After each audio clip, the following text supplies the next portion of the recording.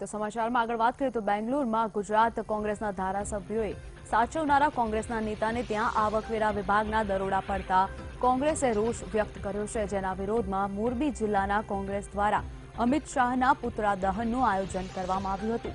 જોકે વિરોધ પ્રદર્શન પહેલા જ કોંગ્રેસના 19 કાર્યકર્તાઓની અટકાયત કરવામાં આવી હતી।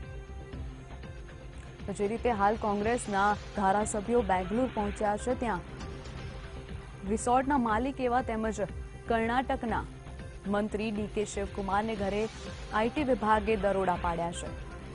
આ ઉપરાંત કુલ 39 સ્થળો પર આઈટી વિભાગ દ્વારા ગઈકાલે દરોડા પાડવામાં આવ્યા હતા, જેમાં 10 કરોડથી વધુની કિંમત રોકડ જપ્ત કરી છે। કોંગ્રેસના ધારાસભ્યો આજે બેંગ્લોર ખાતે છે, ત્યારે ભારતીય જનતા પાર્ટી દ્વારા કિન્નાખોરી રાખીને ધારાસભ્યોને માનસિક રીતના મોરલ તોડવાનું હોય એવી માનસિક વૃત્તિ ધરાવતી ભારતીય જનતા પાર્ટી દ્વારા ત્યાં આઈટીના દરોડા પાડવામાં આવ્યા છે। ત્યારે મોરબી જિલ્લા યુવક કોંગ્રેસ દ્વારા અમિત શાહના પુતળાનું દહન કરવા માટે અમે નગર દરવાજા ચોકમાં પહોંચેલા, પણ ત્યાં પોલીસ દ્વારા આ પુતળું આંચકીને અમને અહીંયા અટક કરવામાં આવેલ।